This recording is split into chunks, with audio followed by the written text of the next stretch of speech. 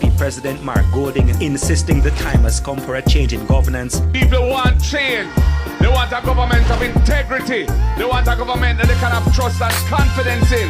They want a government that uses the resources for the people only and not for them friends and them cronies. Time come for your new leader, new Jamaica, new era. We now vote for no shows leader. Long time them a take with the polling, yeah. So Mark Golden are the new leader, new Jamaica, new era. We now vote for no shows leader. Long time them a take with the polling, yeah. So tell them say time come, time come, time come. For your new Jamaica, time come, time come, time come. For say the true Jamaica, time come, time come, time come. For your new Jamaica, time come, time come, time come, time come. For your new leader, time to build up with schools in ya. We healthcare for your booming ya. A long time them a take with the polling ya. So Mark Golden are the new leader. Orange shirt and the new jeans, yeah. Nobody know for your shouting, yeah. Make we control crime for the new era. So tell them say time come, time come, time come. For your new Jamaica, time come, time come, time come. For see the true Jamaica, time come, time come, time come. For your new Jamaica, time come, time come, time come, time come. Yeah. Market the boss with the party. Them a crash with country, so go restart it. Yes, I with the orange shirt, the party. One for me daddy and one for me charge it. See the old lady, the down, there's a waffy. Go vote because she remember Mr. Manley. Yes, I market the boss with the party. Them a crash with country, so go restart it. Yeah, time come, time come, time come. For your new Jamaica, time come, time come, time come. For see the true Jamaica, time come, time come, time come. For your new Jamaica, time come, time come, time come, time come.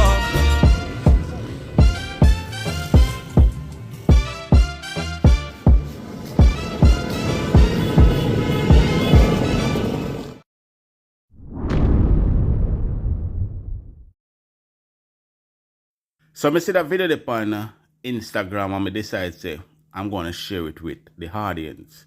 Let them see what I go on. Because I like that video there. It look nice, the song sound good and everything. But bless up to my viewers and my subscribers. I hope everybody having a blessed and a wonderful evening. Now my viewers and my subscribers, remember, in everything you do, always put God first. In every any situation, just always remember to call upon God. Always remember to pray, because a prayer day keep the devil away. Now my viewers and my subscribers, today are the 5th of April, but yet still we cannot find out who are the 6 criminals that are under investigation for stealing $14 billion from taxpayers. $14 billion from Jamaican people. Who are those criminals that steal those money from the Jamaican people? Until today, we still can't hear about that, and we still cannot hear about the Prime Minister asset as yet as well, people. Now, this country coming like a party shop. So we are going to run the intro, come back and talk some more. But please remember to leave a like on this video, give it a thumbs up, subscribe if you haven't subscribed as yet, and turn on the post notification bell for new content. Alright, we soon come back.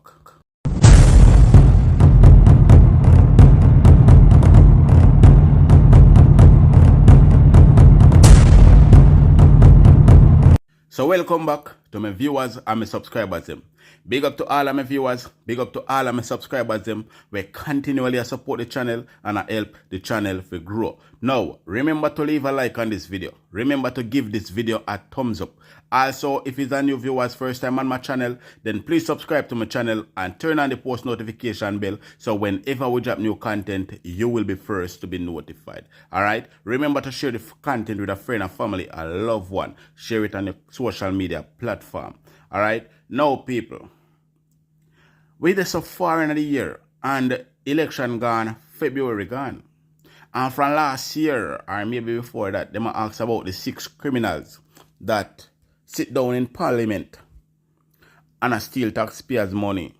God bless much more them steal already. But the last time them check, it was like 14 billion counting.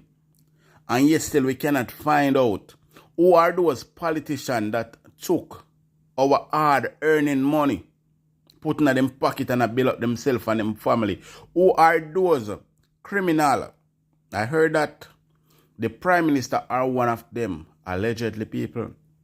And I also heard that the Prime Minister's wife are also one of them, allegedly.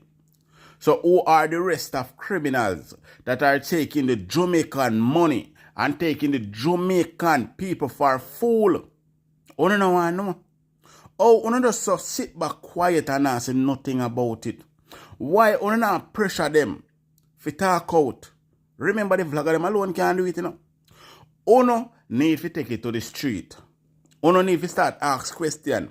What happened to the 6 criminals? How comes Andrew Holness and Juliet Holness still cannot read the report on those 6 criminals? Why are they hiding those 6 criminals? Why are they still sitting down in Parliament, eating taxpayers' money and stealing taxpayers' money? Are you so comfortable with them? It's like you don't want to know who take on the money. It's like you don't want to get poorer and them and get richer every day. Why you not question them? Why you not throw down some pressure upon them? Make them have to talk. Throw pressure upon Andrew Holness and Juliet Holness and make them have to talk. Because this is a national disgrace. How them deal with the people of Jamaica. Remember, you know, sometimes when you wake up and you can't even find food to eat. While them a take on taxpayers' money. Every time you earn money, then draw tax and you have to pay tax. You have to do, anytime you go to the supermarket, you have to pay tax.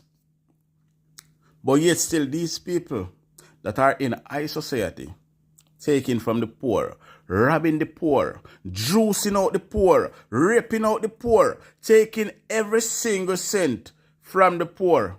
And we must sit down and feel comfortable about it.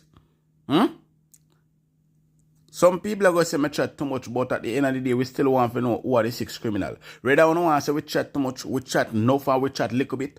We still want to know who are the 6 criminals that are sitting down in Parliament taking taxpayers' money and taking taxpayers for fool, taking the Jamaican people for fool, the hard-working Jamaican people them. No for you can't even build on yourself a house yet, and these people are taking no money. I build all housing scheme and all of them something there. It no look good. It definitely don't look good. So people, you definitely need to stand up on your foot. You need to speak out. You too silent.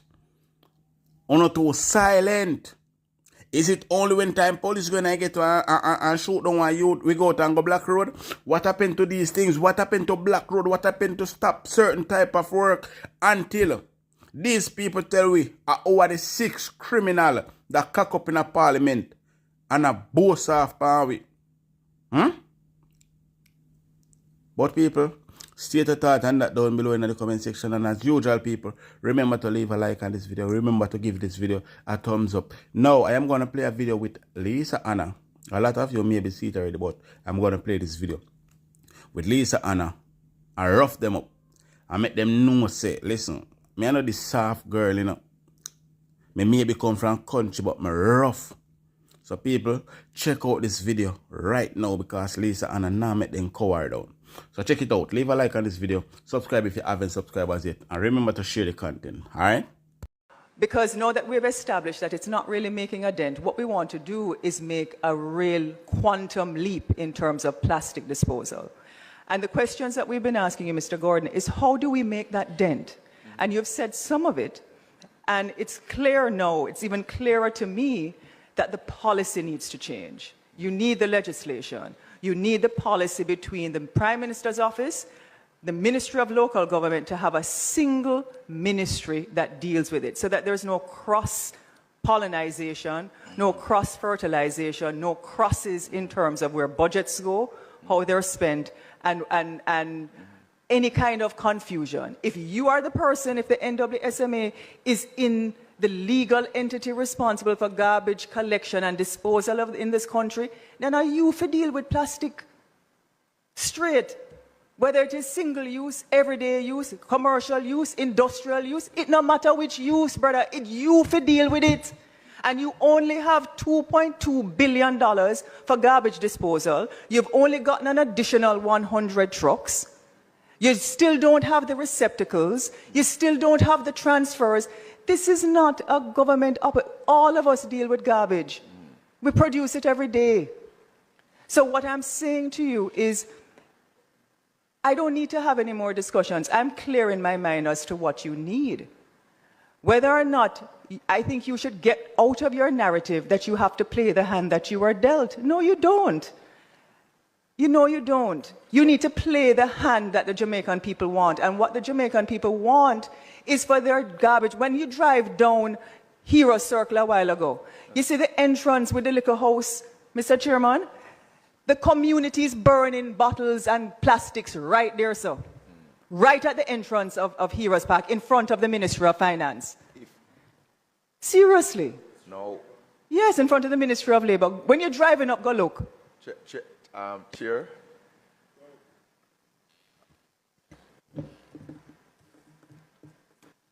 As a public servant, I submit a budget annually. All the needs of the NSWMA is packaged in that budget. Everything that member Hanna, every concern that member have is shared concerns. But when I talk about playing the hand that you draw, when you know the government set up, all of you members, we get to make a budget, to submit a budget. Then the budget is approved elsewhere. I have a duty to work with what I get. That's the only way it happens in Jamaica. So let me tell you what I'm doing with the budget that I get. That's what I'm coming here to do. Right. So far, within my budgetary ability, we have started separation of plastic in several communities. I will stay on message, Member Hanna. We are expanding separation as we get more trucks in another 4 to 5 months. And we are hoping with the pending regulations, which are, again I say, 22 years outstanding, we will be able to strengthen what we do. And of course, we have asked for more funding for public education, because you are correct. What you saw in the budget there is a minuscule amount of 20 million. We have asked for, I think this time around, 375. We have asked for to do a 1-year program to begin to, because that is a budget for what? For we have asked for that for public education. Because we have observed, Chairman, through you to No, what I'm saying is I support it. Because you see, when you have people living in clean environments, and they know the garbage truck is coming, whether it is once a week, etc., it builds dignity. And I believe we need more self-respect, dignity among our population, because if people born and grow and live in garbage all their life, I don't need to do the conclusion. In case you missed it, the clerk to Jamaica's Houses of Parliament, Valerie Curtis, is set to retire come Saturday, April 6, 2024.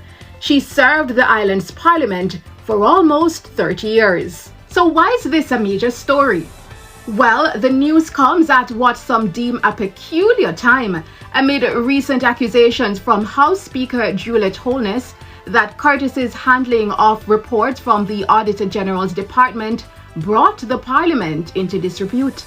The Speaker also accused her of gross dereliction of duty. Mrs. Holness's letter was heavily criticized by some, with even the Human Resource Management Association of Jamaica urging her to withdraw the letter.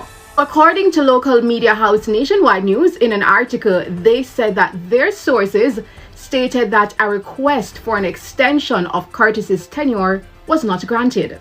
However, the official statement from Parliament simply said that she reached retirement age in 2021 and was given an extension for an additional 2 years. After serving Parliament in other capacities for many years, appointed Clerk of the Houses of Parliament on July 23, 2021. That year, she told the Jamaica Gleaner it was a great achievement for her. So a bit about her: she's an attorney at law, has a master's degree in government, and was previously awarded the Order of Distinction Commander Class for her service to Parliament. And in a memo this week dated April 2, 2024, advising of her retirement, Curtis stated, quote, "The Persian poet Omar Khayyam once declared, 'The moving finger writes, and having writ, moves on.'" The Prime Minister saw my face when he was making the statement. He realized I was frustrated. And I think all of us are frustrated in here because it feels like an echo chamber at this point, because we come here so often to decry, bemoan, and pay condolences to victims of violent crimes. But the situation is even more dire. I mean, there was about 3 weeks ago, during the week, 32 Jamaicans were murdered. And if you look at the international benchmark of what a civil war is, it is 30 per 100,000. Member, you're now venturing into other areas. No, Madam Speaker, I'm not. The reason why I mentioned that, and it is really 52, we're at 52 murders per 100,000 in Jamaica. Prime Minister, the reason why I mention it is this. We often come to Parliament to talk about laws, Bail Act, Firearms Act. And Madam Speaker, the reason why I mention the statistics, and if the Minister of Information, I believe, would allow the Speaker to hear, there is a real form of post-traumatic stress disorder that our children are facing in this country. And psychiatrists will tell you that if children are exposed to enough trauma, they develop psychoses, they develop paranoia, they develop mental illnesses where they get hallucinations and delusions. And sometimes those become permanent in their early 20s. I raise it because we never seem to tackle the real elephant in the room, which is that many of our children, first of all, are devoid from making moral decisions because they're not taught how to make decisions, and they grow up with a particular element of how to deal with conflict. If you have a young man, Prime Minister, or beating another one over him shoes, nearly unconscious, you realize at the point we're at. I grieve for this country. All of us do. Because even though we have and we believe that we are safe, we could be in a situation where a gunshot is fired and we get caught in the crossfire. Buju Banton have a song where it says, "Step up," and it is, you know, solid composure, youth, your head can't sick. Woman and picnic still off limits. That no longer exists in Jamaica. Everybody going to get mowed down. Once they feel that you've done something to them, we are at a mental illness crossroads in this country. Never before am I witnessing the kinds of crimes, violent crimes, sick crimes, contract killings. It is almost a den of destruction that we're living in. And so, Prime Minister, every time a child is killed, are we going to come here? I've said before, you have a committee, you have a commission that is looking at some of the socioeconomic, sociocultural, mental health issues. It has Dr. Maureen Sams-Vaughan, Dr. Herbert Gale. It is a bipartisan commission. You've established it. The committee needs to hurry up with its work. There are preventative measures that need to be put in place. And I'm asking you, I don't want to come back here. If it means, and I've said before, Madam Speaker, can we all even have a joint, can we come to Parliament for one day as parliamentarians and try and sift through all of the different elements that we must do. Let us show the country once and for all that we mean business. Let us take a 2-day retreat. We'll do constituency presentation, we'll do sectoral, we'll do a whole heap of something when the picnic them are dead off. And I'm tired. The Prime Minister is tired. The whole of we, you're tired. But we still come and we do it. So, Madam Speaker, that commission needs to come to Parliament and present. I know the Prime Minister implemented it. I want to see what recommendations they have. That commission has actually said, Dr. Herbert Gale says it's going to take 15 years, a generation to change it. A whole generation, but we have to start. Or you're going to have more children's throats being slashed and people doing all kinds of things. So the 3 questions, Madam Speaker, and thank you for your indulgence and for your latitude. When will that commission complete its deliberation? Can the Parliament come together as a bipartisan room to sift through those urgent pieces of legislation that we must get going? And 3, and I know there are committees that do it, but I think we can fast track some things in the urgency. And Prime Minister 3, what can we do as a Parliament to demonstrate to the people that we serve that we really mean business in terms of people who kill?